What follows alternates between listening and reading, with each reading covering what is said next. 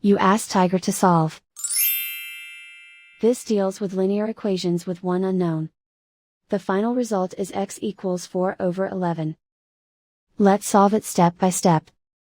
Remove the ones. A variable's value does not change when it is multiplied by 1, so we can eliminate it. Isolate the x. Divide both sides by 33. Simplify the fraction. Find the greatest common factor of the numerator and denominator.